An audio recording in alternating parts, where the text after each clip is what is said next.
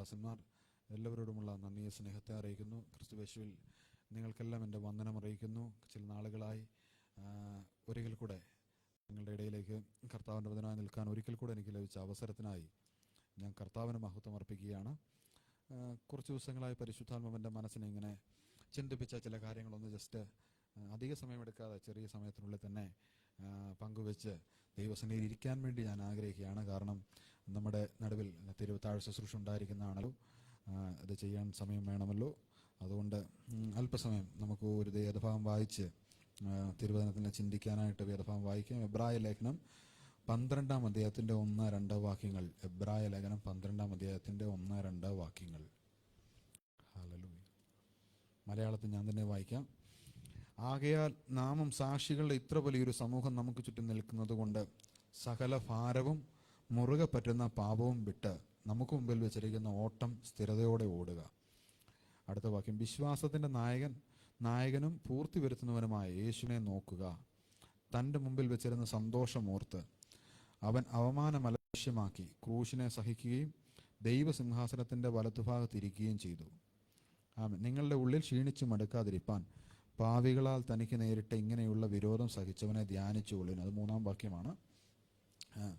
വളരെ മനോഹരമായ, എന്നാൽ നമുക്കെല്ലാം വളരെ പരിചയമുള്ള, ഒരുപക്ഷെ ഒരുപാട് തവണ നമ്മൾ ദൈവിക സന്ദേശങ്ങൾ കേട്ടിട്ടുള്ള ഒരു വാക്യമാണ് വായിച്ചത്. എബ്രായ ലേഖനത്തിൻ്റെ 12-ാം അധ്യായം. അത് തുടങ്ങുന്നത് 11-ാം അധ്യായത്തിലെ ഒരു കൂട്ടം ആളുകളെക്കുറിച്ച് ആ ലേഖനകാരൻ പൗലോസാണെന്നൊരു കൂട്ടം ആളുകൾ പറയുന്നു, മറ്റു ചിലർ അപ്പൊല്ലോസ് ആണെന്ന് പറയുന്നുണ്ട്. എന്തായാലും ദൈവത്തിൻ്റെ വചനത്തിൽ നിന്നായ സന്ദേശമായതുകൊണ്ട് ആ 11-ാം അധ്യായത്തിൽ ഒരു കൂട്ടം ആളുകളുടെ ചരിത്രമാണ് പറയുന്നത്. വിശ്വാസത്താൽ ജീവിതത്തിൽ ചിലതിനെയൊക്കെ നേടിയ ആളുകളെക്കുറിച്ചും പറയുന്നു. വിശ്വാസത്തിന് വേണ്ടി ഒരുപാട് കാര്യങ്ങൾ ത്യാഗം ചെയ്ത വിശുദ്ധന്മാരെക്കുറിച്ചും ഈ 11-ാം അധ്യായത്തിൽ പറയുന്നുണ്ട്. ഇവരെക്കുറിച്ചെല്ലാം പറഞ്ഞിട്ട് ഈ ഭക്തനായ മനുഷ്യൻ 12-ാം അധ്യായത്തിൽ അത് വായിക്കുന്ന നമ്മളോടും ഈ സന്ദേശം കേൾക്കുന്നവരോടും പറയുകയാണ്, ആകയാൽ ഇത്രയും വലിയ സാക്ഷികളുടെ സമൂഹം നമുക്ക് ചുറ്റും നിന്ന് നമുക്ക് ചുറ്റും ആകയാൽ നാമം സാക്ഷികളുടെ ഇത്ര വലിയൊരു സമൂഹം നമുക്ക് ചുറ്റും നിൽക്കുന്നത് കൊണ്ട്, അടുത്ത കാര്യം പറയാം, സകല ഭാരവും മുറുകെ പറ്റുന്ന പാവവും വിട്ട് നമുക്ക് മുമ്പിൽ വെച്ചിരിക്കുന്ന ഓട്ടം സ്ഥിരതയോടെ ഓടുക. അതിനൊരു ബാക്ക്ഗ്രൗണ്ട് ഉണ്ട്. ആ എഴുത്തുകാരൻ അർത്ഥമാക്കിയൊരു കാര്യം, ക്രിസ്തീയ ജീവിതം ഒരു ഓട്ടമാണ്. ഒരു ഓട്ടക്കളത്തിൽ ഓടുന്ന ആളിൻ്റെ ആ പെർഫോമൻസ് കാണാൻ വേണ്ടി അല്ലെങ്കിൽ ആ ഓട്ടം അതൊരു സ്പോർട്സ് ഐറ്റമാണല്ലോ. അങ്ങനെ ആ ഓട്ടം കാണാൻ വേണ്ടിയിട്ട് ഒരു കൂട്ടം ആളുകൾ സ്റ്റേഡിയത്തിന് ചുറ്റും ഇരിപ്പുണ്ട്. ഒരു വലിയ ക്രൗഡ് സ്റ്റേഡിയത്തിലിരിക്കുകയാണ്. ഒരാൾ പെർഫോം ചെയ്യാനായിട്ട് ഓട്ടക്കളത്തിലേക്ക് ഇറങ്ങി ഓടാൻ തയ്യാറായി നിൽക്കുകയാണ്, ഓടുകയാണ്. ഇത് കണ്ട് കൈയടിച്ച് എന്ത് ചെയ്യണം? അവരെ പ്രോത്സാഹിപ്പിക്കേണ്ടത് ഈ ചുറ്റുപാടിരിക്കുന്ന ആളുകളാണ്. ആ ഇരിക്കുന്നവരൊന്നും സാധാരണക്കാരല്ല. ആ ഇരിക്കുന്നവരൊക്കെ ഓടുന്ന നമ്മളെക്കാളും അഭിഷേകമുണ്ടായിരുന്നവരും ആത്മബലമുണ്ടായിരുന്നവരും ദൈവത്തിൻ്റെ നിയോഗം പ്രാപിച്ചവരും വാക്തത്വം പ്രാപിച്ചവരും മരിച്ചവരെ വിശ്വാസം കൊണ്ട് ഉയർപ്പിച്ചവരും യുദ്ധങ്ങളിൽ ജയിച്ചവരും ചിലരൊക്കെ സ്വന്തം ജീവിതം പോലും യാഗമാക്കപ്പെടാൻ വേണ്ടി ഏൽപ്പിച്ചു കൊടുത്തവരുമായ വിശുദ്ധന്മാരുടെ കൂട്ടമാണ്. കുറച്ചുകൂടെ മനസ്സിലാകുന്ന ലാംഗ്വേജ് ഞാൻ പറയാം. ഈ ലോകത്തിൽ ഇന്ന് ജീവിക്കുന്ന അനീഷും പ്രിയ ജോ പാസ്റ്ററും നമ്മളൊക്കെ എന്ത് ചെയ്യാണ്? ക്രിസ്തീയ ജീവിതത്തിന്റെ ഓട്ടക്കളത്തിൽ ഓടാൻ തയ്യാറായി നിൽക്കുകയാണ്. നമ്മൾ ഓടുകയാണ്. നമ്മുടെ ഓട്ടം, നമ്മുടെ പെർഫോമൻസ് നോക്കി കൈയടിക്കേണ്ടത് നമ്മുടെ സെൻട്രൽ പാസ്റ്ററോ ഏതെങ്കിലും സഭയുടെ ഉയർന്ന ബിഷപ്പോ ഒന്നുമല്ല. മറിച്ച് എൻ്റെ പെർഫോമൻസ് നോക്കിയിട്ട് കൊള്ളാമെന്ന് ഒരു സർട്ടിഫിക്കേഷൻ നൽകേണ്ടത്, കൈയടിച്ച് എന്നെ പ്രോത്സാഹിപ്പിക്കേണ്ടത് ഈ 11-ാം അധ്യായത്തിൽ പറയുന്ന അബ്രഹാമും ഇസഹാക്കും യാക്കോവും ഏലിയാവും ശിംശോനും മക്കാബ്യ കാലഘട്ടത്തിൽ സ്വന്തം ജീവിതം പോലും രക്തസാക്ഷിത്വത്തിനു വേണ്ടി ഏൽപ്പിച്ചു കൊടുത്ത യഹൂദ വിശുദ്ധന്മാരുമൊക്കെയാണ് എന്നെയും നിന്നെയും നോക്കി, എന്റെയും നിന്റെയും വിശ്വാസം നോക്കി കൈയടിച്ച് പ്രോത്സാഹിപ്പിക്കേണ്ടത്. ഇത് പറയുമ്പോൾ ഒരു കാര്യമുണ്ട്. വിശ്വാസം കൊണ്ട് വിശ്വാസം പറഞ്ഞൊരു പല്ലുവേദന പോലും മാറ്റാത്ത എന്റെ വിശ്വാസത്തിന് എങ്ങനെയാ അബ്രഹാം കൈയടിക്കുന്നേ? ചിന്തിച്ചിട്ടുണ്ടോ? ആമേൻ. തിരുവചനം പറയുകയാണ്, 12-ാം അധ്യായം പറയുക, എൻ്റെ വിശ്വാസത്തിന് കൈയടിച്ച് പ്രോത്സാഹിപ്പിക്കേണ്ടത് വിശ്വാസത്താൽ തൻ്റെ മകനെ യാഗമാക്കിയിട്ട് മരിച്ചവരുടെ ഇടയിൽ നിന്ന് അവനെ ദൈവം തിരിച്ചു നൽകുമെന്ന് വിശ്വാസം കൊണ്ട് വിശ്വസിച്ച് അവനെ പ്രാപിച്ചെടുത്ത അബ്രഹാമാണ്. ആമേൻ. ഒരു പല്ലുവേദന പോലും പ്രാർത്ഥിച്ചു മാറ്റാൻ വിശ്വാസമില്ലാത്ത അനീഷിന്റെ ഓട്ടത്തിന് കൈയടിക്കേണ്ടത്. മനസ്സിലായില്ല? ആമേൻ. ഇത് പറഞ്ഞതിൻ്റെ അർത്ഥം നമ്മുടെ അകത്തു വരേണ്ട വിശ്വാസം ഇന്നലകളിൽ കേട്ട ആമേൻ പ്രസംഗങ്ങളിൽ നിന്ന് ഉള്ള ഒന്നല്ല, അതിനേക്കാളും വിലയേറിയ ഒരു കാര്യമാണ് പരിശുദ്ധാത്മാവ് ഈ 12-ാം അധ്യായത്തിൽ നമ്മെ ഓർപ്പിക്കുന്നത്. ആകയാൽ സാക്ഷികളുടെ വലിയൊരു സമൂഹം എനിക്ക് ചുറ്റും നിൽക്കുക, നമുക്ക് ചുറ്റും നിൽക്കുക. നമ്മുടെ ഓട്ടം കാണുമ്പോൾ നമ്മൾ പറയും, കർത്താവേ, ഞങ്ങൾ എന്ത് ചെയ്തു? പ്രാർത്ഥിച്ച് വിശ്വാസത്താൽ ഒരു ആമേൻ വീൽ ചെയറിലിരിക്കുന്ന ഒരുത്തിനെ എഴുന്നേൽപ്പിച്ചു. ആമേൻ. മരിച്ചവരെ ഉയർപ്പിച്ചവൻ നിന്റെ ആമേൻ നീ ഓടുന്ന സ്റ്റേഡിയത്തിൽ ഇരിക്കുക, അവൻ വേണം നിന്റെ രോഗശാന്തി ശുശ്രൂഷ കണ്ട് കൈയടിക്കാൻ. ആമേൻ. പിന്നെ ഉണ്ട് അവൻ, കർത്താവെ, ഞങ്ങൾ വിശ്വാസത്തിൽ ഇറങ്ങിയപ്പം ഞങ്ങൾ ഉണ്ടായിരുന്ന വീടും അവൻ ഞങ്ങളുടെ വീട്ടുകാരെയും അവൻ അപ്പനെയൊക്കെ അമ്മയൊക്കെ ഉപേക്ഷിച്ചിട്ടാ വിശ്വാസത്തിലേക്ക് ഇറങ്ങിയത്. ഇവിടെ മക്കാബി വിപ്ലവ കാലഘട്ടത്തിൽ യഹൂദന്മാർ ന്യായപ്രമാണത്തിന് വേണ്ടി സ്വന്തം ശരീരവും ജീവനും രക്തസാക്ഷിയാകാൻ വേണ്ടി ഏൽപ്പിച്ചു കൊടുത്തു. അവരാണ് എന്ത് ചെയ്യേണ്ടത്? അവൻ വിശ്വാസത്തിന് വേണ്ടി ചില കേവല കാര്യങ്ങൾ ത്യജിച്ചതിന് എന്നെ കൈയടിച്ച് പ്രോത്സാഹിപ്പിക്കേണ്ടത്. അവൻ അതുകൊണ്ടാ അവൻ എഴുത്തുകാരൻ പറയുന്നത്, സാക്ഷികളുടെ ഇത്രയും വലിയ സമൂഹം എന്ത് ചെയ്യുക? നമുക്ക് ചുറ്റും നിൽക്കുക, നമ്മുടെ വിശ്വാസത്തിന്, നമ്മുടെ പെർഫോമൻസിന് കൈയടിച്ച് പ്രോത്സാഹിപ്പിക്കാൻ വേണ്ടി. അവൻ എന്നിട്ട് അവിടെ പറയാ, എന്നാൽ നമ്മൾ നന്നായി പെർഫോം ചെയ്യണമെങ്കിൽ ഒരു കാര്യം, ഇത് വലിയൊരു പ്രസംഗ വിഷയമാണെങ്കിൽ ഞാൻ അവിടെ ചുരുക്കുകയാണ്. അവൻ പെർഫോം ചെയ്യാൻ വേണ്ടി ഒരു കാര്യം അവിടെ പരിശുദ്ധാത്മാവ് രേഖപ്പെടുത്തിയിട്ടുണ്ട്. നിങ്ങൾക്ക് നന്നായി പെർഫോം ചെയ്യണമെങ്കിൽ നിങ്ങളൊരു കാര്യം ചെയ്യണം, സകല ഭാരവും മുറുകെ പറ്റുന്ന പാപവും വിട്ട് സ്ഥിരതയോടെ ഓടണം. അടുത്ത വാക്യമാണ് എൻ്റെ പ്രധാനപ്പെട്ട പോയിന്റ് എന്ന് പറയുന്നത്. മൂന്നാമത്തെ കാര്യം രണ്ട് കാര്യം പറയുന്നു. ഭാരം വിടണം. ആമേൻ. മുറുകെ പറ്റുന്ന പാപം വിട്ടുകളയണം. അത് നമുക്കറിയാമല്ലോ, വിശദീകരിക്കേണ്ട ആവശ്യമില്ല. അടുത്ത കാര്യം പറയാം, ഓട്ടം സ്ഥിരതയോടെ ഓടണം. ഓടുന്ന സമയത്ത് ട്രാക്ക് തെറ്റാൻ പാടില്ല. ആമേൻ. അടുത്ത കാര്യം പറയാം, അതായത് ഈ ഓട്ടക്കളത്തിൽ, ഈ ക്രിസ്തീയ ജീവിതത്തിന്റെ ഓട്ടക്കളത്തിൽ ദുരുപദേശത്തിന്റെ പല കാര്യങ്ങളുമായി ഒരുപാട് ദുരുപദേശങ്ങൾ ആമേൻ നമ്മെ സ്വാധീനിച്ചേക്കാം. എന്നാൽ പറയാ, ഓട്ടം സ്ഥിരതയോടെ ഓടണം. അടുത്ത കാര്യം പറയാ, വിശ്വാസത്തിന്റെ നായകൻ, പൂർത്തി വരുത്തുന്നവൻ, ആമേൻ, അങ്ങനെയുള്ള യേശു കർത്താവിനെ നോക്കുക. ആമേൻ. ഈ കാര്യം പറയുമ്പം ശരിക്കും ഇതിന്റെ മൂലപദം, അല്ലെങ്കിൽ എന്താണ് പറയുന്നത്, മൂലഭാഷയിൽ, ഈ ബൈബിൾ എഴുതപ്പെട്ട ഗ്രീക്ക് ഭാഷയിൽ അതിന്റെ ശരിക്കുമുള്ള ആദ്യത്തെ അർത്ഥം എന്ന് പറഞ്ഞാൽ, ശരിക്കും ആ അർത്ഥം വ്യാഖ്യാനിച്ചെടുത്താൽ അതിനിങ്ങനെ പറയാം, അതിസൂക്ഷ്മമായി യേശു ക്രിസ്തുവിനെ മാത്രം ശ്രദ്ധിച്ചു നോക്കുക എന്ന് വെച്ചാൽ ഇത്രയേ ഉള്ളൂ. നമ്മൾ ഓടുന്ന ഓട്ടക്കളത്തിൽ ചുറ്റുപാടുകളൊന്നും നോക്കാതെ, മറ്റൊന്നും ശ്രദ്ധിക്കാതെ, ഒരേ ഒരു പോയിന്റ് മാത്രം, ഒരേ ഒരു ലക്ഷ്യം മാത്രമേ നമുക്കുണ്ടാകാവൂ. അത് മറ്റൊന്നുമല്ല, വിശ്വാസത്തിന്റെ നായകനായ ഈ പറയുന്ന സാക്ഷികളുണ്ടല്ലോ, നമ്മുടെ ആമേൻ ഓട്ടക്കളത്തിന്റെ, നമ്മുടെ പെർഫോമൻസിന് പ്രോത്സാഹനം നൽകാൻ സ്റ്റേഡിയത്തിൽ കൂടിയിരിക്കുന്ന പഴയ നിയമ വിശുദ്ധന്മാരുണ്ടല്ലോ, ഇവരൊക്കെ ആമേൻ കൈയടിച്ച് പ്രോത്സാഹിപ്പിച്ച് അവർക്കൊന്നും എത്തപ്പെടാൻ കഴിയാത്ത നിലയിൽ ന്യായപ്രമാണത്തെ ജീവിതം കൊണ്ട് തെളിയിച്ച് ന്യായപ്രമാണത്തിൽ ജീവിച്ച് കാണിച്ച നമ്മുടെ വിശ്വാസത്തിന്റെ നായകനായ, പൂർത്തീകരണം വരുത്തിയ യേശു ക്രിസ്തുവിനെ നോക്കിക്കഴിഞ്ഞാൽ നമുക്കും നല്ലൊരു പെർഫോമൻസ് അവൻ ക്രിസ്തീയ ജീവിതത്തിന്റെ ഓട്ടക്കളത്തിൽ കാഴ്ചവെക്കാൻ പരിശുദ്ധാത്മാവ് സഹായിക്കും. അവൻ ഒറ്റക്കാരേ ഉള്ളൂ, യേശു ക്രിസ്തുവിനെ സൂക്ഷ്മമായി ശ്രദ്ധിച്ചു നോക്കുക. ഞാൻ ഇത്രയൊക്കെ പറഞ്ഞതിനൊരു കാരണം കൂടെ ഉണ്ട്. ഈ അടുത്ത ദിവസങ്ങളിലൊക്കെ ഞാൻ ചിന്തിച്ച ഒരു കാര്യം, ഉണർവുണ്ടാവുക എന്ന് പറഞ്ഞൊരു കാര്യത്തെക്കുറിച്ചാണ്. എന്താണ് വാസ്തവത്തിൽ ഉണർവെന്ന് പറയുന്നത്? അപ്പം ഈ ഉണർവിനെ കുറിച്ച് ഒരു വലിയ പ്രസംഗം, വലിയ സന്ദേശം പറയേണ്ടതാണ്. പക്ഷെ ഞാൻ പെട്ടെന്ന് വളരെ ചുരുക്കി ഒന്ന് രണ്ട് കാര്യങ്ങൾ പറഞ്ഞു പോകാം. വരുന്ന ആഴ്ചകളിലൊക്കെ ദൈവം അനുവദിച്ചാൽ അതെന്ത് ചെയ്യാം, ഞാനിങ്ങനെ കർത്താവ് അനുവദിക്കുന്ന പക്ഷം അതേക്കുറിച്ച് കൂടുതൽ വിശദീകരിക്കാം. കാരണം എന്താണെന്ന് ചോദിച്ചാൽ, ഞാനും ഇങ്ങനെ ആഗ്രഹിക്കുകയാണ്, കർത്താവ് നിശ്ചയമായും ഞങ്ങളുടെ സഭയിലും നമ്മുടെ ഇടയിലും വലിയൊരു ഉണർവുണ്ടാകണം. ആ ഉണർവിന് വേണ്ടി എന്ത് ചെയ്യാം? നമുക്ക് പ്രാർത്ഥിക്കാം. അതിനുവേണ്ടി നമുക്ക് പ്രിപ്പയർ ചെയ്യാം. നിശ്ചയമായും പ്രാർത്ഥിക്കുന്ന സമൂഹത്തിന് നടുവിൽ വലിയ ഉണർവുകൾ എല്ലാ കാലഘട്ടത്തിലും ഉണ്ടായിട്ടുണ്ട്. ഈ കാലഘട്ടത്തിൽ നമ്മളായിരിക്കുന്ന ഈ പ്രദേശത്ത് വലിയൊരു ഉണർവ് ദൈവം അയക്കേണ്ടതിനായി നമുക്ക് നാളുകളായി കണ്ടിന്യൂസ് ആയി പ്രാർത്ഥിച്ചു കൊണ്ടിരിക്കാം, പ്രവർത്തിക്കാം. അത് നമുക്ക് വേണ്ടിയുള്ള ഒരു പരിശുദ്ധാത്മാവിൻ്റെ സന്ദേശമായിട്ട് ഞാനും വിശ്വസിക്കും. കാരണം ചില ദിവസങ്ങളായിട്ട് എൻ്റെ മനസ്സിൽ അത് ഭയങ്കരമായിട്ട് എന്ത് ചെയ്യുന്നു, എന്നെ ചലിപ്പിക്കുന്നൊരു കാര്യമാണ്. അപ്പോൾ വാസ്തവത്തിൽ ഈ ഉണർവ് എന്ന് പറയുമ്പോൾ, ഉണർവിനെ കുറിച്ച് പറയുമ്പോൾ എന്തല്ല ഉണർവെന്നൊന്ന് പറയേണ്ടിയിരിക്കുന്നു, അല്ലെങ്കിൽ ഒരു ഫാൾസ് റിവൈവലിനെ കുറിച്ചും കൂടെ എന്ത് ചെയ്യണം, പറയേണ്ടിയിരിക്കുന്നു. കാരണം അത് പറയുമ്പോൾ ഞാൻ കുറച്ചുകൂടെ വ്യക്തമായി പറയും.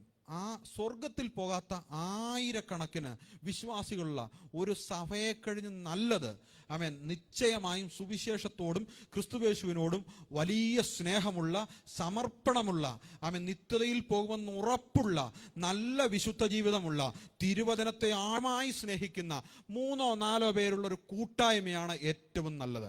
അതിൻ്റെ അർത്ഥം നമ്മുടെ സഭ ഇങ്ങനെ ചെറിയ സഭയാകണമെന്നല്ല. നിശ്ചയമായി ഞാൻ പ്രതീക്ഷിക്കുന്നു നമ്മുടെ സഭയിൽ അങ്ങനെ യേശു ക്രിസ്തുവിനെ സ്നേഹിക്കുന്ന, ദൈവവചനത്തിന് പ്രാധാന്യം കൊടുക്കുന്ന, മറ്റെന്തിനേക്കാളും അധികം ഉണർവിനെ സ്നേഹിക്കുന്ന 10,000 ഉണ്ടാകട്ടെ. ഞാൻ പറഞ്ഞതിന്റെ ആശയം പിടികിട്ടിയല്ലോ. ആമേൻ. ഒരുപാട്, ആമേൻ, സ്വർഗത്തിൽ പോകാത്ത ഒരുപാട് പേരുള്ളതിനേക്കാളും നല്ലത് സ്വർഗത്തിൽ പോകുന്ന 2-3 പേര് മതി. അതാണ് ബെറ്റർ. പക്ഷേ നമുക്ക് എന്ത് ചെയ്യാം? ഉണർവിന് വേണ്ടി പ്രാർത്ഥിക്കാം. 1000 ദൈവരാജ്യത്തിനകത്തേക്ക് വരട്ടെ, 1000 മാനസാന്തരം ഉണ്ടാകട്ടെ. ആമേൻ. ഇത് പറയുമ്പോൾ ഒരു കാര്യം കൂടെ പറഞ്ഞു പോകാം. ഈ ഫാൾസ് റിവൈവൽ എന്ന് പറയാം, അല്ലെങ്കിൽ മലയാളത്തിൽ വ്യാജ ഉണർവെന്ന് പറയാം. ഇങ്ങനെയുള്ള ഒത്തിരി ഉണർവുകൾ പലയിടത്തും നടക്കുന്നുണ്ട്. ഇന്ന് വാസ്തവത്തിൽ ഉണർവെന്ന് പേരിട്ട് വിളിക്കുന്ന ഒത്തിരി സംഭവങ്ങൾ പലയിടങ്ങളിലും നടക്കുന്നുണ്ട്. അതൊന്നും ദൈവത്തിൽ നിന്നുള്ളതല്ലെന്ന് 100% ഉറപ്പാണ്. അവൻ എന്താണ്, ജസ്റ്റ് ഒരു 2-3 വരികൾ പോലെ ഞാനങ്ങ് പറഞ്ഞു പോകാം. ഫാൾസ് ഉണർവിന്റെ പ്രത്യേകത എന്താണെന്ന് വെച്ച് കഴിഞ്ഞാൽ ദൈവത്തിൽ നിന്നല്ലാത്ത ഉണർവാണത്. മനുഷ്യനിർമ്മിതമായ ഉണർവായിരിക്കും അത്. ഒരു എക്സാമ്പിൾ പറയാം. കുറച്ചു നേരം നല്ല കീബോർഡൊക്കെ ഇട്ട് മൂപ്പിച്ച് ഒന്ന് താളമൊക്കെ കൊടുത്ത് 4 പാട്ടൊക്കെ പാടി വർഷിപ്പ് ചെയ്താൽ ഏത് അവിശ്വാസിയും എന്ത് ഒന്ന് തുള്ളിയെന്ന് വരും. കണ്ടിട്ട് ഉണർവാന്ന് പറഞ്ഞാൽ തെറ്റിദ്ധരിക്കരുത്, അത് ഉണർവല്ല. അത് ഉണർവാന്ന് പറയുന്ന ഒരുപാട് ആളുകളുണ്ട്. ഞാൻ പറഞ്ഞതിൻ്റെ അർത്ഥം അങ്ങനെയൊന്നും നമ്മൾ ചെയ്യരുതെന്നല്ല, മറിച്ച് അങ്ങനെയും ഉണർവുണ്ട്. രണ്ടാമത്തെ കാര്യം, തെറ്റിദ്ധാരണ ഉണ്ട്. ഉണർവെന്ന് പറഞ്ഞാൽ തെറ്റിദ്ധാരണ എന്ത് ആളുകളുടെ ഉള്ളിൽ പരത്തും. അവിടെ വലിയ ഉണർവുണ്ടാവുകയാണ്, വലിയ സംഭവങ്ങളുണ്ട്, പക്ഷെ ഉണർവല്ലത്. ഇനി ഇതിൻ്റെ എല്ലാം ഒരു പ്രധാന പോയിന്റ് ഉണ്ട്, വൈകാരിക പ്രകടനങ്ങൾ. ഒത്തിരി സ്ഥലം അത് പറഞ്ഞൊരു കാര്യമാണല്ലോ വൈകാരിക പ്രകടനം. ഈ പറഞ്ഞ കാര്യമാണ് വൈകാരികമായിട്ട് നമ്മൾ എന്ത് ചെയ്യും? കാര്യങ്ങളൊക്കെ കാണും, സ്വീകരിക്കും. അല്ലെങ്കിൽ പെട്ടെന്ന് ഒരു പ്രസംഗം കേൾക്കാൻ പെട്ടെന്ന് തോന്നും 10 പേരോട് സുവിശേഷം പറഞ്ഞേക്കാം, ഓടിച്ചും 10 പേരോട് സുവിശേഷം പറയും. 2 ആഴ്ച കഴിയുമ്പോൾ ആളിനെ നോക്കിയാൽ വിശ്വാസി പോലും കാണത്തില്ല. അത് ഉണർവല്ല. അടുത്ത കാര്യം അതാണ്, നിലനിൽക്കത്തില്ല. പെട്ടെന്നൊരു പ്രസംഗം കേൾക്കുമ്പോൾ ഒരു ആവേശം തോന്നും, അപ്പോൾ തോന്നും 10 പേരോട് സുവിശേഷം പറയാമെന്ന്. എന്നാൽ 2 ആഴ്ച കഴിയുമ്പം ഒരു കർത്താവ് വചനം പറഞ്ഞ പോലെ, ഈ ബുദ്ധിയില്ലാത്തവൻ ഇവിടെ വീട് വെച്ചെന്ന് പറഞ്ഞ പോലെ, മണലിന്റെ മുകളിൽ വീട് വെച്ചെന്ന് പറഞ്ഞ പോലെ, പെട്ടെന്ന് എന്ത് ചെയ്യും? ഒരു കാറ്റോ മഴയോ വരുമ്പോൾ എന്ത് ചെയ്യും? അവരങ്ങ് പോകും. അത് ഉണർവിന്റെ ഫലമല്ല. ഇനി ദുരുപദേശങ്ങൾ ഒത്തിരി എന്തുന്നുണ്ട്, ഉണർവിന്റെ പേരിൽ പഠിപ്പിക്കപ്പെടുന്നുണ്ട്. ഇനി പ്രധാനപ്പെട്ട വേറൊരു കാര്യം കൂടെ ഉണ്ട്. ദുരാത്മാക്കളുടെ സ്വാധീനം കൊണ്ട് എന്ത് ചെയ്യാറുണ്ട്? പലയിടങ്ങളിൽ ഉണർവുകൾ ഉണ്ടാകാറുണ്ട്. അത് ദുരാത്മാവിന്റെ ഉണർവാണ്. ഇനി അതിപ്രധാനമായൊരു കാര്യം, ഫാൾസ് റിവൈവലിന്റെ ഏറ്റവും പ്രധാനപ്പെട്ട കാരണം, നമുക്ക് മനസ്സിലാക്കാൻ പറ്റുന്ന ഏറ്റവും പ്രധാന കാര്യം, ഇത് മനുഷ്യ കേന്ദ്രീകൃതമായിരിക്കും. ഈ ഉണർവെല്ലാം ചെന്ന് അവസാനിക്കുന്നത് ഒരു വ്യക്തിയിലേക്കായിരിക്കും, അല്ലെങ്കിൽ ഒരു വ്യക്തിയെ ഹൈലൈറ്റ് ചെയ്യും. ഈ ഉണർവിനകത്ത് സംഭവിക്കുന്ന രോഗശാന്തികൾ, ഉണർവിനകത്ത് സംഭവിക്കുന്ന അത്ഭുതങ്ങൾ, ഈ ഉണർവിൽ സംഭവിക്കുന്ന ദൈവിക പ്രവൃത്തികൾ, ഇതൊക്കെ ഒരു വ്യക്തിയെ ഉയർത്തിക്കാട്ടാനായിരിക്കും. ഓർത്തോണം, ആ ഉണർവ് ദൈവികമല്ല. കാരണം ഏതെങ്കിലും ഉണർവ് ആത്യന്തികമായി ഒരു മനുഷ്യനെ ഉയർത്തിക്കാണിക്കുന്നെങ്കിൽ, ഒരു മനുഷ്യനെ ഹൈലൈറ്റ് ചെയ്യുന്നെങ്കിൽ, അല്ലെങ്കിൽ ഒരു സംഘടനയെ ഹൈലൈറ്റ് ചെയ്യുന്നെങ്കിൽ, ആ ഉണർവ് ദൈവികമല്ല. അതൊരു ഫാൾസ് റിവൈവലാണ്. എന്നാൽ ഞാൻ ഈ പറഞ്ഞതിന്റെ താല്പര്യം, ഇങ്ങനെ ഒരുപാട് വ്യാജ ഉണർവുകൾ നടക്കുന്ന ഈ കാലഘട്ടത്തിൽ ഒരു ശരിയായ ഉണർവിന് വേണ്ടി ചിലർ എഴുന്നേൽക്കണമെന്ന് പരിശുദ്ധാത്മാവ് ആഗ്രഹിക്കുന്നു. ശരിയായ ഉണർവെന്ന് പറഞ്ഞാൽ ഈ പറഞ്ഞതിനൊക്കെ ഓപ്പോസിറ്റാണ് ശരിയായ ഉണർവെന്ന് നമുക്കറിയാം. എങ്കിലും 1-2 കാര്യങ്ങൾ പറഞ്ഞു പോകാം, പെട്ടെന്ന് ചില കാര്യങ്ങൾ പറഞ്ഞു പോകാം. ശരിയായ ഉണർവിന്റെ പ്രത്യേകത ഒന്ന്, യഥാർത്ഥത്തിൽ ഒരു മാനസാന്തരം ഉണർവിൽ സംബന്ധിക്കുന്നവർക്കുണ്ടാകും. രണ്ടാമത്തെ കാര്യം, ദൈവവചനത്തോടുള്ള വലിയ ദാഹം എന്ത് ചെയ്യും? ഈ ഉണർവിനകത്ത് ഉണ്ടാകും. ഇത് പറയുന്നതിന് മുമ്പായിട്ട് ശരിക്കും ഉണർവെന്ന് പറയുമ്പം പഴയ നിയമത്തിലൊരു സംഭവം ഉണ്ട്. അതാണ് ശരിക്കും നമ്മളൊന്ന് വായിക്കേണ്ടത്. അതിനകത്തൊരു വലിയ കാര്യമുണ്ട്. പഴയ നിയമത്തിൽ ഒരുപാട് തവണ ഉണർവ് നടന്നിട്ടുണ്ട്. അതിൽ ഒരു ഭാഗം പറയാം. യോശിയ രാജാവിൻ്റെ കാലഘട്ടത്തിൽ ഒരു ഉണർവുണ്ടായിട്ടുണ്ട്. അത് കഴിഞ്ഞ് ഹക്കായി സക്കരിയ പ്രവാചകന്റെ കാലഘട്ടത്തിൽ ഒരു ഉണർവുണ്ടായി. പിന്നെ യോവേൽ ഒരു ഉണർവിനെ കുറിച്ച് പ്രവചിച്ചു. ഓരോന്നും പറയാൻ സമയമില്ല. എന്നാൽ ഒരു കാര്യം പറയാം. യോശിയാവിൻ്റെ കാലഘട്ടത്തിൽ രാജാക്കന്മാരുടെ പുസ്തകം 2 രാജാക്കന്മാരുടെ പുസ്തകം 22-23 ചാപ്റ്റേഴ്സിനകത്ത് ആ അധ്യായങ്ങൾക്കകത്ത് ആ സംഭവം കാണാം. ഈ ആലയം പുതുക്കി പണിയാനായിട്ട് ആളുകൾ എന്ത് ചെയ്തു? ഈ ദേവാലയത്തിനകത്ത് വർക്ക് ചെയ്യുന്ന സമയത്ത് അവർക്കൊരു ചുരുള് അല്ലെങ്കിൽ ദൈവവചനത്തിന്റെ കോപ്പി, ന്യായപ്രമാണത്തിന്റെ കോപ്പി അവർക്ക് ലഭിച്ചു. ഈ ചുരുളുകൾ എടുത്ത് വായിക്കുമ്പോൾ ഈ വായിച്ച് കേട്ട ആളുകളുടെ അകത്തെല്ലാം വലിയ എന്ത് ചെയ്തു? മാനസാന്തരം ഉണ്ടായി. ഈ കേട്ട ആളുകളുടെ എല്ലാം അകത്ത് വലിയ ഭാരമുണ്ടായി. അവർ ചില ദിവസങ്ങളോളം ഉപവസിച്ച് പ്രാർത്ഥിക്കാനും ദൈവസന്നിധിയിൽ തങ്ങളുടെ പാപങ്ങൾ ഏറ്റുപറഞ്ഞ് ഉപേക്ഷിച്ച് ദൈവസന്നിധിയിൽ യഥാസ്ഥാനപ്പെടുവാനും അവർ തീരുമാനമെടുത്തു. അതൊരു വലിയ പഴയ നിയമ ഉണർവായി എന്ത് ചെയ്യുന്നുണ്ട്? വേദപുസ്തകം പരിഗണിക്കുന്നുണ്ട്. മറ്റൊന്ന് സക്കരിയ പ്രവാചകന്റെ കാലഘട്ടം, അതായത് സക്കരിയ, ഹക്കായി, ഈ പ്രവാചകന്മാരുടെ കാലഘട്ടം. ഈ സമയത്ത് ഇസ്രായേൽ മക്കൾ ബാബേൽ പ്രവാസത്തിലേക്ക് പോയി. ബാബിലോണിനെ ദൈവം വരെ മടക്കി കൊണ്ടുവന്നു. എന്നാൽ ആലയത്തിന്റെ പണി എന്ത് ചെയ്യുന്നില്ല. അല്ലെങ്കിൽ യെരുശലേം ദേവാലയം, ഇസ്രായേലിന്റെ പ്രധാനപ്പെട്ട ആരാധന സ്ഥലമായ യെരുശലേം ദേവാലയം പൊളിഞ്ഞു കിടക്കുന്നു. ചുറ്റുപാടുള്ള മതിലുകൾ പൊളിഞ്ഞു കിടക്കുന്നു. ആർക്കും ഒരു എസ്റ്റാബ്ലിഷ്മെന്റ് ഒന്നുമില്ല. കാരണം പ്രവാസത്തിൽ നിന്ന് മടങ്ങി വന്നതല്ലേ ഉള്ളൂ. ഈ സമയത്ത് അവൻ 2 പ്രവാചകന്മാർ, ഹക്കായി, സക്കരിയ, ഇവരൊക്കെ എന്ത് ചെയ്യാൻ തുടങ്ങി? ദൈവജനത്തെ പ്രബോധിപ്പിക്കാൻ ആരംഭിച്ചു. ഈ പ്രബോധനത്തിന്റെ ഫലമായി ഇവർ ദേവാലയം പണിയാനായിട്ട് തയ്യാറായി. നെഹമ്യാവിന്റെ കാലഘട്ടത്തിൽ മതിലുകൾ പണിയാൻ തയ്യാറായി. അങ്ങനെ ദൈവത്തിന്റെ ആലയത്തിന് വേണ്ടി ചിലർക്ക് എരിവുണ്ടായി. ആമേൻ. ഈ കാലഘട്ടത്തിൽ അതിനെ കണക്ട് ചെയ്ത് കഴിഞ്ഞാൽ ദൈവസഭയ്ക്ക് വേണ്ടി ഒരു എരിവുണ്ടാകും ഉണർവിൽ. ആമേൻ. ഈ ഉണർവും പഴയ നിയമത്തിലെ ഒരു ഉണർവാണ്. ഇനി മൂന്നാമത്തെ കാര്യം, യോവേൽ പ്രവാചകൻ. അതൊരു ഉണർവിനെ സംബന്ധിക്കുന്ന പ്രവചനമാണ് അദ്ദേഹം പറയുന്നത്. ഇനി പഴയ നിയമം കഴിഞ്ഞ് പുതിയ നിയമത്തിലേക്ക് വരുമ്പം ഈ ഉണർവെന്ന് പറയുന്നത് എന്താണെന്ന് ഈ കാര്യങ്ങളൊക്കെ കേട്ട് കഴിയുമ്പോൾ ഒരു ധാരണ കിട്ടും. പെന്തക്കോസ്ത് ഉണർവ് എന്താണെന്ന് നമുക്ക് വളരെ വ്യക്തമായി അറിയാം. അപ്പോസ്തലപ്രവൃത്തികൾ 2-ാം അധ്യായത്തിൽ 120 പേർ ആമേൻ ഒരുമിച്ച് മാളിക മുറിയിൽ കൂടിയിരിക്കുന്ന സമയത്ത് പരിശുദ്ധാത്മാവ് അവരുടെ മേൽ കടന്നു വരികയും അവർ അന്യഭാഷകളിൽ സംസാരിക്കുകയും ആമേൻ കൂടി വന്ന ജനത്തോട്, കഴിഞ്ഞ ആഴ്ച എനിക്ക് തോന്നുന്നു ഞാനത് പറയുകയുണ്ടായി, ആമേൻ ഏകദേശം 5 മിനിറ്റ് 5-6 മിനിറ്റ് അത്രയുള്ള ആ പ്രസംഗത്തിന്റെ ദൈർഘ്യം 2-ാം അധ്യായം വായിച്ചാൽ മനസ്സിലാകും. പത്രോസ് എഴുന്നേറ്റുന്ന അപ്പോസ്തലന്മാരുടെ കൂടെ ദൈവത്തിന്റെ വചനം, ദൈവത്തിന്റെ അരുളപ്പാട് സംസാരിച്ചപ്പോൾ കൂടി വന്നവരിൽ മാനസാന്തരമുണ്ടായി. അവരൊക്കെ രക്ഷിക്കപ്പെട്ട് സഭയോട് ചേർന്നു. അവൻ ഇവിടെ 1000 മണിക്കൂറുകൾ പ്രസംഗിച്ചാലും ഒരാൾ പോലും രക്ഷിക്കപ്പെടുന്നില്ല. അവൻ ഉണർവിൽ സംഭവിച്ചത് 5 മിനിറ്റ് അവൻ അഭിഷിക്തം പ്രസംഗിച്ചുള്ളൂ. പക്ഷെ 5 മിനിറ്റ് കഴിഞ്ഞപ്പോൾ ഒറ്റയടിക്ക് 3000 സഭയുടെ ഭാഗമായി തീർന്നു. അതൊരു ഉണർവായിരുന്നു. അടുത്തത് പിന്നെ അപ്പോസ്തലപ്രവൃത്തികൾ ആമേൻ 5-8-ാം അധ്യായത്തിലാണ് 8-ന്റെ 4-8 ആ ഭാഗങ്ങളിലേക്ക് ചെല്ലുമ്പം ശമരിയയിൽ ഉണർവുണ്ടാകുന്ന കാര്യം അതുണ്ട്. ഫിലിപ്പോസ് അവിടെ എന്ത് ചെയ്യുന്നു? ആ ഉണർവിന് വേണ്ടി ഉപയോഗിക്കപ്പെടുന്നു. ആമേൻ. പിന്നെ എഫേസ്യ ലേഖനത്തിൽ പൗലോസ് എന്ത് ചെയ്യുന്നു? ഉണർവിനെ കുറിച്ച് നമ്മളോട് എന്ത് ചെയ്യുന്നു? വലിയ ആഹ്വാനം നടത്തുന്നുണ്ട്.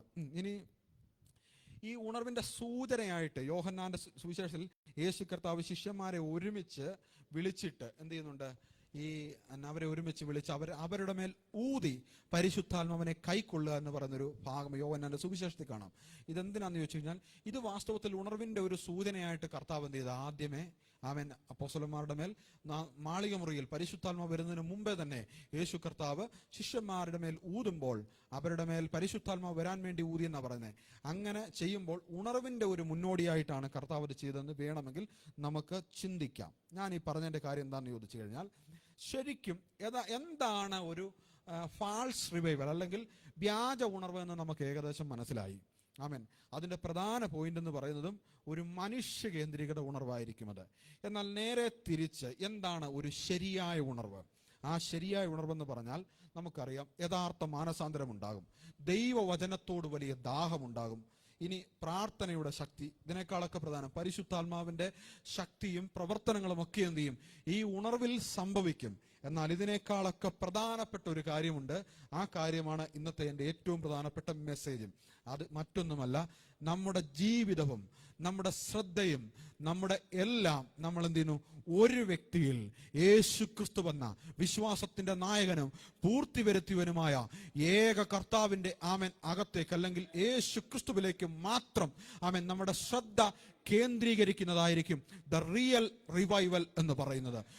യഥാർത്ഥ ഉണർവെന്ന് പറയുന്നത് യേശുക്രിസ്തുവിലേക്ക് എല്ലാവരും ആകർഷിക്കപ്പെടും. യേശുക്രിസ്തുവിലേക്ക് എല്ലാവരും എന്ത് ചെയ്യും? ആകർഷിക്കപ്പെടും. തിരുവചനം പറയുന്ന പോലെ ഞാനോ ഉയർത്തപ്പെട്ടാൽ പിതാവ് എല്ലാവരെയും എങ്കിലേക്ക് ആകർഷിക്കും. അവൻ വചനം കേൾക്കുന്നവൻ, അവൻ ഉണർവിൽ സംബന്ധിക്കുന്നവൻ, അവൻ ക്രിസ്തുവിലേക്ക് അവൻ ശ്രദ്ധ കേന്ദ്രീകരിക്കും.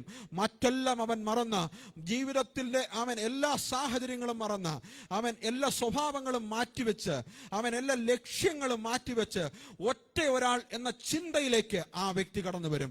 അതാണ് യഥാർത്ഥത്തിൽ സംഭവിക്കുന്ന ഉണർവെന്ന് പറയുന്നത്. അവൻ അത് തന്നെയാണ് ഈ എബ്രായ ലേഖനത്തിൽ അവൻ അപ്പോസ്തലൻ അല്ലെങ്കിൽ എഴുത്തുകാരൻ നമുക്ക് മുമ്പിൽ അവൻ വരച്ചു തന്ന അല്ലെങ്കിൽ വെളിപ്പെടുത്തി തന്ന വേദഭാഗം. ആകയാൽ നമ്മൾ എന്ത് ചെയ്യാണ്? ക്രിസ്തീയ ജീവിതത്തിന്റെ ഓട്ടക്കളത്തിൽ ഓടുകയാണ്, അല്ലെങ്കിൽ നമ്മൾ ഈ ക്രിസ്തീയ ജീവിതത്തിൽ പെർഫോം ചെയ്യുകയാണ്. നമ്മുടെ പെർഫോമൻസിന് മാർക്കിടേണ്ടത് സാധാരണക്കാരല്ല, സാക്ഷികളുടെ വലിയ സമൂഹമാണ്. അവർ നമ്മുടെ പെർഫോമൻസിന് മാർക്കിടണമെങ്കിൽ നിശ്ചയമായും ഒരു ഉണർവ് സംഭവിക്കണം. ആമേൻ. സാധാരണഗതിയിലുള്ള പല്ലുവേദന മാറ്റിയ പ്രാർത്ഥന കൊണ്ടോ, ആമേൻ, ഒരു വീൽ ചെയറിൽ നിന്ന് ഒരുവനെ എഴുന്നേൽപ്പിച്ച രോഗശാന്തി കൊണ്ടോ, അല്ലെങ്കിൽ രണ്ടുപേരെ സഭയിൽ എത്തിച്ചത് കൊണ്ടോ ഒന്നും എന്ത് ചെയ്യത്തില്ല. ഒരു ഉണർവിൻ്റെ ആമൻ അല്ലെങ്കിൽ ഒരു ക്രിസ്തീയ ജീവിതത്തിൻ്റെ അവൻ ഉയർന്ന തലത്തിലാണ് ഞാനെന്ന് പറഞ്ഞെന്ത് ചെയ്യത്തില്ല. ഈ സാക്ഷികൾ മാർക്കിടത്തില്ല. കാരണം അതിനേക്കാൾ വലിയത് ചെയ്ത ആളുകൾ മാർക്കിട്ടെങ്കിൽ മാത്രമേ നമ്മുടെ പെർഫോമൻസിന് വാല്യൂ ഉണ്ടാവുകയുള്ളൂ. ആമൻ. അങ്ങനെയാണെങ്കിൽ ഇതിന് വാല്യൂ ഉണ്ടാകണമെങ്കിൽ ഒറ്റ കാര്യമേ നമുക്ക് ചെയ്യാൻ പറ്റൂ, മറ്റൊന്നുമല്ല. എല്ലാ ചിന്തകളും വിട്ട്, എല്ലാ ലക്ഷ്യങ്ങളും മറന്ന് യേശു ക്രിസ്തുവിലേക്ക് അതിസൂക്ഷ്മമായി ശ്രദ്ധിക്കുക. അവൻ എല്ലാ കണ്ണുകളും അല്പസമയം അടയട്ടെ. ഇന്ന് രാത്രി വലിയൊരു മെസ്സേജ് ഒന്നും ഞാൻ പറഞ്ഞില്ല. എനിക്കറിയാം ആ ചെറിയ ചിന്ത നിങ്ങളെ ചിന്തിപ്പിച്ചിട്ടുണ്ടാവും. അവൻ നമ്മുടെ ചുറ്റുമിരിക്കുന്ന സാക്ഷികൾ എന്ന് പറയുന്നത് സാധാരണക്കാരല്ല, അവൻ വലിയ ആളുകളാ. അവൻ തിരുവചനത്തിൽ അവൻ ജീവിതം കൊണ്ട്, അവൻ അവരുടെ ലൈഫ് കൊണ്ട് ദൈവത്തെ ദൈവമാണെന്ന് തെളിയിച്ചവരവർ. അവൻ പഴയ നിയമത്തിലെ ഭക്തന്മാർ, ദാവീദ്, യോസഫ്, അവൻ അബ്രഹാം, ഇസഹാക്ക്, ഏലിയാവ്, ഏലീശ, അവൻ മക്കാബി കാലഘട്ടത്തിൽ ന്യായപ്രമാണത്തിന് വേണ്ടിയും ദൈവവചനത്തിന് വേണ്ടിയും ജീവൻ ബലി കൊടുത്ത വിശുദ്ധന്മാർ, അവരൊക്കെ എന്ത് ചെയ്യുക? അവൻ നമ്മുടെ കേവലം സാധാരണക്കാരായ നമ്മുടെ ഓട്ടത്തിന്, പെർഫോമൻസിന് വിലയിടാൻ വേണ്ടി ഗാലറിയിൽ കാത്തിരിക്കുമ്പോൾ അവർ കൈയടിക്കണം. എൻ്റെ ക്രിസ്തീയ വിശ്വാസം അവൻ വാല്യൂ ഉള്ളതാകണമെങ്കിൽ, അങ്ങനെ അവർ കൈയടിക്കണമെങ്കിൽ അവർ കാഴ്ചവെച്ചതിനേക്കാളും വലിയൊരു വിശ്വാസ ജീവിതം, വലിയൊരു ആത്മീയ വെളിപ്പാടിലുള്ള ലൈഫ് നമ്മൾ കാഴ്ചവെക്കേണ്ടിയിരിക്കുന്നു. അങ്ങനെ സംഭവിക്കാൻ ഒറ്റ കാരണം, അവൻ ചില കാരണങ്ങൾ പരിശുദ്ധാത്മ പറയുന്നു. അവൻ സകല ഭാരവും വിടുക, മുറുകെ പറ്റുന്ന പാപ സ്വഭാവങ്ങൾ മാറ്റുക, യഥാർത്ഥ മാനസാന്തരം നമ്മുടെ അകത്തുണ്ടാകട്ടെ. അവൻ മറ്റെല്ലാം മറന്ന്, എല്ലാ ലക്ഷ്യങ്ങളും മാറ്റിവെച്ച്, എല്ലാ താല്പര്യങ്ങളും മാറ്റിവെച്ച് നമ്മുടെ ജീവിതം കൊണ്ടും ശ്രദ്ധകൾ കൊണ്ടും യേശു ക്രിസ്തുവിനെ മാത്രം എന്ത് ചെയ്യുക? ശ്രദ്ധിക്കുക. ഒറ്റ ഒരു ലക്ഷ്യം മാത്രം, ഒറ്റ ഒരു ശ്രദ്ധ മാത്രം. അവൻ വിശ്വാസത്തിന്റെ നായകനായ, പൂർത്തി വരുത്തിയവനായ യേശു ക്രിസ്തു എന്ന വലിയ കർത്താവിനെ മാത്രം ശ്രദ്ധിക്കുവാൻ ഇന്ന് പകൽ നമ്മൾ തയ്യാറായാൽ വലിയൊരു റിവൈവൽ നമ്മുടെ ഇടയിൽ നടക്കും. ഹല്ലേലൂയ. നിശ്ചയമായും പ്രാർത്ഥിക്കാമോ? കർത്താവേ, ഒരുപാട് വ്യാജ ഉണർവുകൾ നടക്കുന്നുണ്ട് ഈ കാലഘട്ടത്തിൽ. ഒരുപാട് അവൻ ദൈവപ്രവർത്തികൾ നടക്കുന്നുവെന്ന് പറയുമ്പോൾ അവിടങ്ങളിലെല്ലാം ഒരുപാട് സൂപ്പർ സ്റ്റാറുകൾ പൊങ്ങി വരുന്നുണ്ട്. അവൻ ഒരുപാട് അഭിഷിക്തന്മാർ എഴുന്നേറ്റ് വരുന്നുണ്ട്. അവൻ എന്നാൽ അവിടെയൊക്കെ ആളുകൾ അവൻ ശ്രദ്ധിക്കപ്പെടുന്നത് ചില മനുഷ്യരാണ്. അവിടെയൊക്കെ അവൻ ചില മനുഷ്യരിലെ ആ ഉണർവ് കേന്ദ്രീകരിക്കുക. എന്നാൽ നിശ്ചയമായും ഒരു യഥാർത്ഥ റിവൈവൽ വന്നാൽ അവിടെ ഒരു സൂപ്പർ സ്റ്റാർ കാണത്തില്ല. ഒരേ ഒരാൾ മാത്രമേ അവിടെ ഉണ്ടാകൂ. അത് മറ്റാരുമല്ല, വിശ്വാസത്തിന്റെ നായകനും പൂർത്തി വരുത്തിയവനുമായ യേശു ക്രിസ്തു മാത്രം. ഏക കർത്താവ് യേശു ക്രിസ്തു മാത്രം. അവൻ ക്രിസ്തുവിലേക്ക് നോക്കുവാൻ എല്ലാവർക്കും സാധിക്കുന്ന ഒരു വലിയ റിവൈവൽ, ഒരു ശരിയായ ഉണർവ്, അതിനുവേണ്ടി നമുക്കൊന്ന് പ്രാർത്ഥിക്കാം. ഇന്ന് രാത്രി എല്ലാ കണ്ണുകളും അടയട്ടെ. അവൻ നമുക്കൊന്ന് പ്രാർത്ഥിക്കാം. കർത്താവേ, ഞങ്ങളുടെ സഭയിൽ ആ റിവൈവൽ സംഭവിക്കണം. അവൻ വ്യാജ ഉണർവുകളല്ല, അവൻ ദൈവവചനത്തോട് ദാഹമുള്ള, അവൻ അനേകരെ തീയിൽ നിന്ന് വലിച്ചെടുക്കുന്ന, ഒരുപാട് പേർക്ക് മാനസാന്തരം കൊടുക്കുന്ന, സഭകളെ ജീവിപ്പിക്കുന്ന, അവൻ ഒത്തിരി പേരെ അവൻ പിശാചിന്റെ കെണിയിൽ നിന്ന് പുറത്തു കൊണ്ടുവരുന്ന യേശു ക്രിസ്തു മാത്രം അവൻ കർത്താവാണെന്നും ഒറ്റ ഹീറോയുള്ളത് യേശു ക്രിസ്തു മാത്രമാണെന്നും മനസ്സിൽ ഉറപ്പിച്ച വിശുദ്ധന്മാരെ ഉണ്ടാക്കുന്ന അവൻ ദൈവത്തിന്റെ ഉണർവ്, പരിശുദ്ധാത്മാവിന്റെ ഉണർവ്, പരിശുദ്ധാത്മാവിനാൽ നിയന്ത്രിക്കപ്പെടുന്ന ദൈവത്തിന്റെ സഭ, ജീവനുള്ള ദൈവത്തിന്റെ അവൻ സഭ. ഇന്ന് രാത്രി അങ്ങനെ ഒരു ഉണർവിന് വേണ്ടി എത്ര പേർ പ്രാർത്ഥിക്കും? കർത്താവേ, അങ്ങനെ ഒരു ഉണർവ് ഞങ്ങളുടെ ഇടയിൽ നടക്കട്ടെ. പ്രിയമുള്ളവരെ, ചിലപ്പോൾ ഈ ഉണർവ് നടക്കണമെങ്കിൽ വില കൊടുക്കേണ്ടതായി വന്നേക്കാം. ചിലപ്പോൾ നാളുകൾ കാത്തിരിക്കേണ്ടതായി വന്നേക്കാം. ചിലപ്പോൾ ആരുമില്ലാത്ത ഒഴിഞ്ഞ കസേരകളുമായി നാളുകൾ ഒരുപക്ഷെ നമ്മൾ വീണ്ടും പ്രാർത്ഥിക്കേണ്ടി വന്നേക്കാം. പക്ഷെ ഒറ്റ കാര്യം മാത്രം, ഒരു റിവൈവൽ ഇവിടെ സംഭവിച്ചേ പറ്റൂ, ഒരു ഉണർവ് ഇവിടെ സംഭവിച്ചേ പറ്റൂ. ആ ഉണർവിൽ ഞങ്ങൾ ആരും ഉയരണ്ട കർത്താവേ, ഞങ്ങൾക്കാർക്കും ഒരു ലാഭവും വേണ്ട.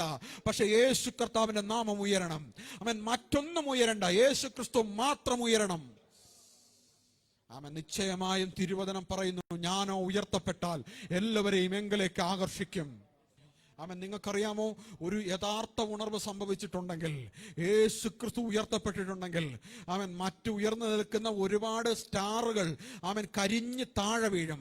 കാരണം യഥാർത്ഥ ഉണർവ് ആരംഭിക്കുന്നിടത്ത് വ്യാജ ഉണർവുകൾക്ക് നിലനിൽപ്പില്ല.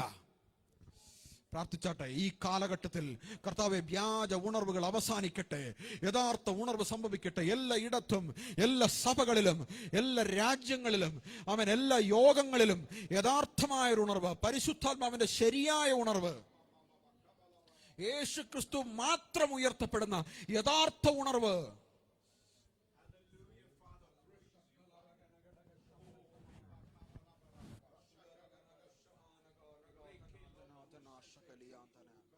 പ്രാർത്ഥിച്ചാട്ടെ. നമ്മളെല്ലാവരും പ്രാർത്ഥിക്കുമ്പോൾ കർത്താവിന്റെ വലിയ സാന്നിധ്യം നമ്മുടെ മേൽ ഇറങ്ങി വരട്ടെ. വലിയൊരു ഉണർവ്. Oh Jesus, hallelujah, hallelujah, hallelujah.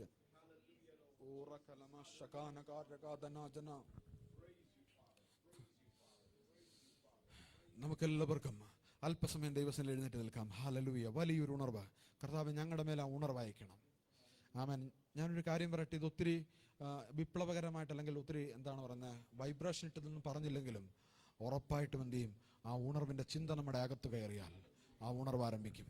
വർഷങ്ങൾക്ക് മുമ്പ് ഞാനിങ്ങനെ ഒരു ആർട്ടിക്കിൾ എഴുതിയ സമയത്ത് പരിശുദ്ധാത്മാവിൻ്റെ മനസ്സിൽ തന്നൊരു ചിന്തയുണ്ട്. എന്താ ഉണർവ്? ഉറക്കം നഷ്ടപ്പെടുമ്പോൾ ഉണർവ് ആരംഭിക്കും. അത്രേ ഉള്ളൂ.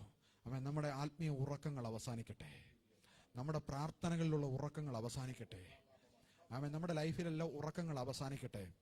നിശ്ചയമായും ഒരു വലിയ ഉണർവ് നമ്മുടെ മേൽ വ്യാപരിക്കട്ടെ.